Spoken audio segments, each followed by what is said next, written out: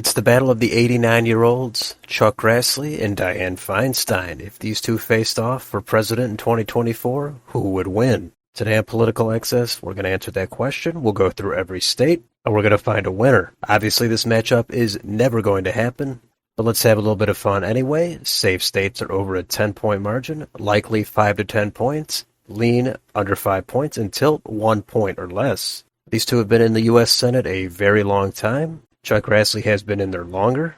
So what would happen if the two oldest people in the U.S. Senate ran against each other for president? Well, here's the big unknowns. Their actual physical and mental health, that is going to be in question. Of course, a grueling campaign would be no thrill for either of them. But mentally, are they up to the task? Well, Chuck Grassley did just win re-election. Dianne Feinstein is up in 2 years. We don't know if she's going to run again. She's filed paperwork, but that could mean anything. So I'm sure Dianne Feinstein would have all the typical establishment liberal type of positions, and she would appeal in all of the expected areas on the coast, higher educated, wealthier areas, a little bit in the suburbs. And Chuck Grassley, he would appeal generally in the rural areas, most of the red counties, and a little bit in the suburbs as well.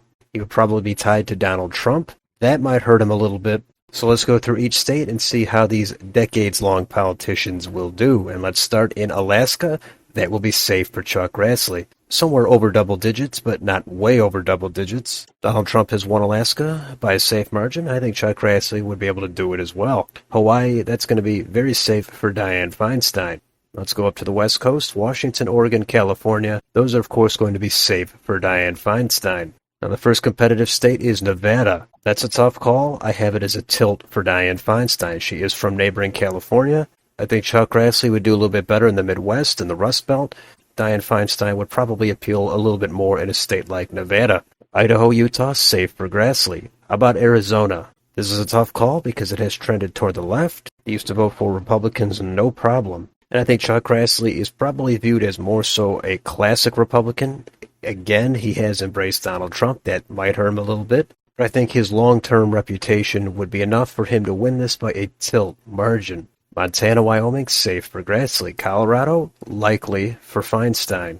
That'll probably be 8, 9, maybe up to 10 points. I don't think Chuck Grassley is going to appeal to a lot of the voters in and around Denver. How about New Mexico? That will be likely for Dianne Feinstein as well. This would be closer to lean, probably 5 to 6 points. I think Chuck Grassley could almost make it competitive here, but not quite. North Dakota, South Dakota, safe for Grassley. Nebraska at large, safe for Grassley. The 2nd District, which has Omaha, it did get a little bit redder after redistricting. It's similar to Arizona, where a classic Republican will be able to win here. And it is right next door to Iowa, where Grassley is from. It's been tough for Republicans to win this as of late, but I am going to put this as a tilt for Chuck Grassley. I think he'd be able to slightly edge it out.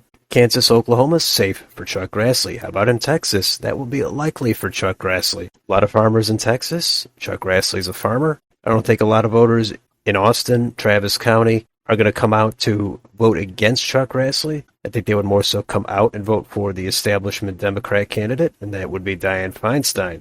Let's go up to Minnesota. This I have as a lean for Dianne Feinstein. It's a fairly blue state, statewide, and on a national level. But Chuck Grassley, he is from neighboring Iowa again. It's going to help him, I would think, a little bit. I think he would probably do fairly well in those legacy Democratic counties, and he'd be able to make it competitive, but not quite flip it. He would still lose it by mid-single digits. Let's go to Chuck Grassley's home state of Iowa. That is an easy safe for him. He would probably win that by over 15 points. Missouri, Arkansas, Louisiana, safe for Grassley. Up in Wisconsin, another state that technically borders Iowa. I think Chuck Grassley is probably a reasonable fit for Wisconsin. Again, he would do better in some of those typically bluer rural counties. In the driftless area, he would do just fine in Waukesha County and some of the other suburban areas. And Dianne Feinstein, she's not going to excite anybody too much, neither is Chuck Grassley. So the turnout in Dane County and Milwaukee County would probably just be flat. And that would enable Chuck Grassley to win by a lean margin, probably 2, maybe up to 3 points. Illinois, it last voted for a Republican for president in 1988 with George H.W. Bush. Ever since that election, every Democrat has won by at least 10 points. In 2004, it was just barely over a 10-point margin for John Kerry against George W. Bush. So it's possible for a good Republican to get the margin here under 10. Chuck Grassley, again, he's from neighboring Iowa. If this were 20 years ago, I could see him getting another 10 for sure. Right now, I think Illinois is just too blue of a state, and Dianne Feinstein would win this by a safe margin, probably 10 to 12 points. Let's go up to Michigan. It's a very tough call for me. One day Michigan might trend a little bit more to the right, and then Republicans would actually be able to win a lot of these close elections. But Michigan, up until recently, has been a fairly solid blue state on a presidential level. And if Chuck Grassley were running against Dianne Feinstein in his prime, I think Dianne Feinstein would win relatively easily. This current climate, I will say Feinstein will win it by a tilt margin. Indiana, safe for Grassley. Kentucky, Tennessee, Mississippi, Alabama, safe for Grassley.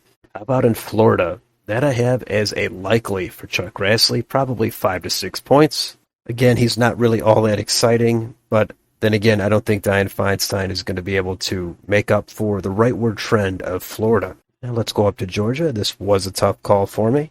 Up until recently, Republicans won Georgia very easily. Now they seem to have a lot of trouble. I think Chuck Grassley, being regarded as a little bit more of a classical Republican, he would not get a lot of the voters in the Atlanta suburbs to vote against him as much as they would someone like Donald Trump. So after a lot of back and forth, I settled on a tilt for Chuck Grassley. But these days, I think it could go either way. South Carolina, over 10 points, safe for Grassley.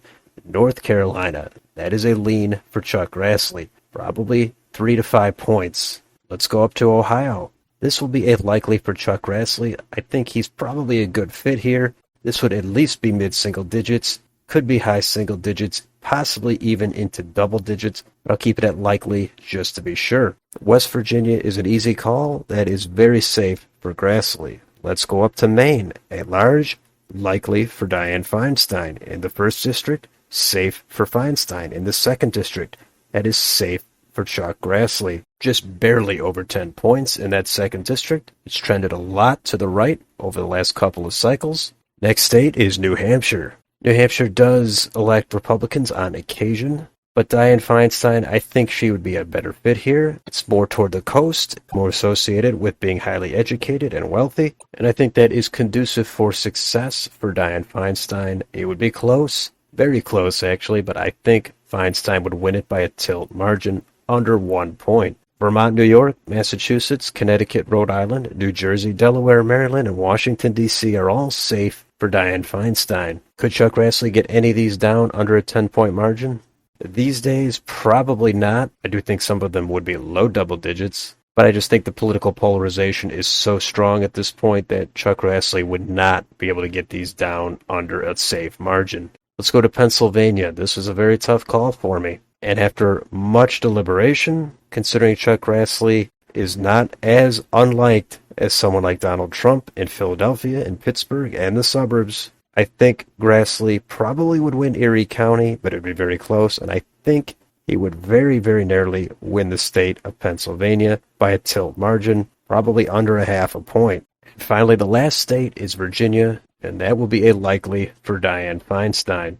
And that is my map, and that would result in 292 electoral votes for Chuck Grassley, 246 for Dianne Feinstein. Chuck Grassley would actually win this election. Am I confident in all of these states? Of course not, but this is what I settled on. In this particular matchup, given that they are both almost 90 years old, whoever they select as their running mate, that would be a major factor. I think a lot of voters would anticipate they would not be able to finish one term in office. So whoever that vice president is, I do think a lot of people would be voting based on that. So that's a complete X factor, changes the whole race completely. And as I said, we don't know about their physical, their mental states.